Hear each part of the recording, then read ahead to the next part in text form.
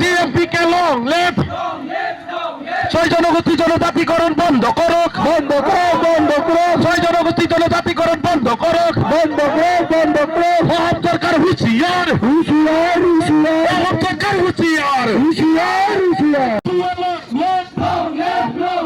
ডিএমপিকে long left.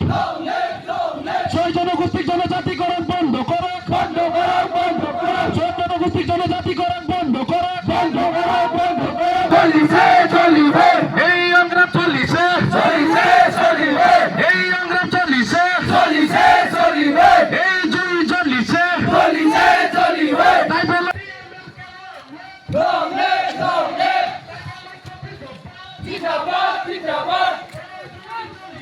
চলিছে, চলিবে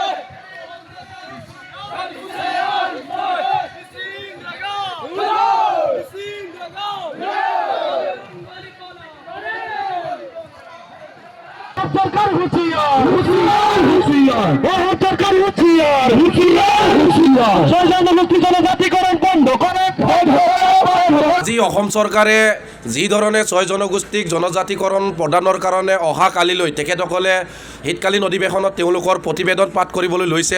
যদি এই প্ৰতিবেদনখন আমাৰ আগতে প্ৰাপ্ত যিসকল ট্ৰাইবেল মানুহ, সেই ট্ৰাইবেলসকলক যদি ক্ষতি কৰি পেলাই ছয় জনগোষ্ঠীক জনজাতিকৰণ যদি অন্তৰ্ভুক্ত কৰাৰ ব্যৱস্থা কৰে, তেতিয়াহ'লে এই অসমৰ যিসকল 42 লাখ জনজাতি লোক আজিৰ তাৰিখত ওলাই আহিছে আৰু ইয়াৰ পৰিণাম আগন্তুক 26 চনৰ বিধানসভা নিৰ্বাচনত বেলেগ ধৰণে ভুগিব লাগিব।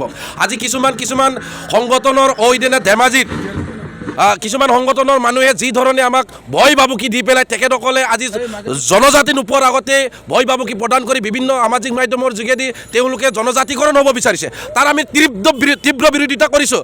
আজি সিদিনা দুদিনমানৰ আগতে আমি দেখিছোঁ এটা সংগঠনৰ উপসভাপতি এটাই, কেন্দ্ৰীয় উপসভাপতি এটাই সন্ত্ৰাসবাদী সংগঠন নহয়, সন্ত্ৰাসবাদী ব্যক্তিৰ দৰে তেওঁলোকে যি চেলেং ৱৰ্ড কৰি, যি অসাংবিধানিক শব্দ ব্যৱহাৰ কৰি তেওঁলোকে ভয় ভাবুকি প্ৰদান কৰিবলৈ তেওঁলোকে ইচ্ছুক হৈছে বা তেওঁলোকে আগবাঢ়ি আহিছে। আজি আমি টিএমপিকে কথা দিছোঁ বা টিএমপিকে আমি আপোনালোকৰ আগত স্ব ইচ্ছাৰে তেওঁলোকক জনাব বিচাৰোঁ, অকল তেওঁলোকৰে হেন্দাং নাই, আমাৰ লগতো হেন্দাং আছে। তেনেকুৱা অসাংবিধানিক শব্দ যাতে তেখেতসকলে আমাৰ আগত বক্তব্য নাৰাখে।